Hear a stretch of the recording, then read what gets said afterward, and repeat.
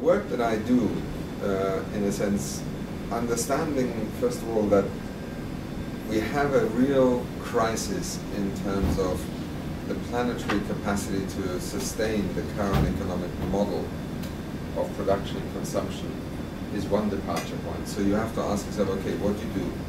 You know, there are some people who, you know, run around and say, well, it's all population growth. You've got to stop the Chinese having children, the Indians and the Africans and so on. As we know, world population growth will peak in the next 40 years. So my preoccupation is not how to go to an Indian village and try and persuade them to only have one child. It is to understand how do you turn an economic system globally around that begins to invest in the ecological infrastructure, that looks at, you know, taking the externality concept and actually putting it as an internal concept, because it is now internal.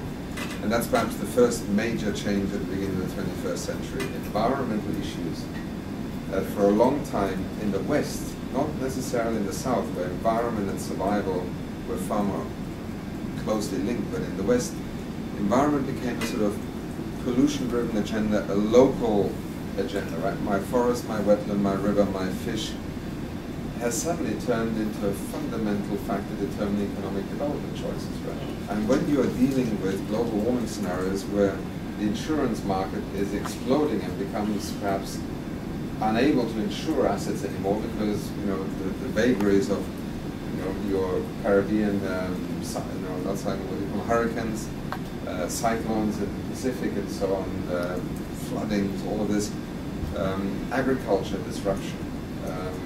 30% of Africa's coastal infrastructure will be affected. This is Africa, which is just beginning to build its infrastructure before the end of the century, because we're going to have sea level rise of a meter, and the latest prediction even goes to 2 meters, which to me is inconceivable. And you just fly into New York and you wonder, you know, what's going to happen to that little belt where all these houses are, and people are still building. It's gone. I mean, this thing is just gone. Who's going to pay for this? And this is one of the phenomena also why climate change in America needs to be translated from the physical phenomena impact, which, you know, the planet can live with less land and more seawater again, you know, in the oceans. The question is, can we survive climate change as an economic construct, right? I mean, that's the real challenge for us, not the fact that, you know, we might have some species moving here and diseases appearing there, but how are we going to cope as a modern society with that, and the disruptive nature. And that's partly where you come to your last column. It's disruption that is beginning to make people think together who never thought before together. The insurance industry was one of the first to fund climate change policy research, because they saw on the horizon that, you know, if nothing happens here, we are out of a business model. It was then people like Lord Nicholas Stern who wrote the, you know, Stern report on the costs of climate change. It basically came up with an equation that said, look, the opportunity cost of not acting, i.e. the cost of just sitting back, is so much higher than doing something about it now.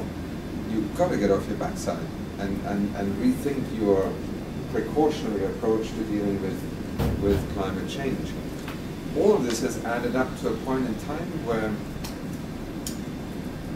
environmental change has graduated from being, in a sense, either a scientific phenomenon that is being studied or a local preoccupation to becoming a major driver of thinking through the future of our economies. Because both in terms of hedging against risk, i.e. how do you deal with mitigating risk, as much as changing the entire trajectory of our global economy. And I go back to where I started. Remember, curve, 9 billion people, plus they're all consuming more.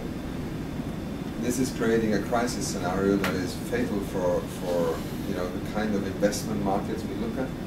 It's very difficult for developing nations who are trying to invest in the infrastructure of tomorrow and can't find anybody because they don't know whether, if you build a dam in Africa today, you don't know whether you're going to have water in the river 20 years down the line. And we have a case in Kenya right now, brand new hydropower station in the Mao Forest complex that was built with Japanese funding, $250 million.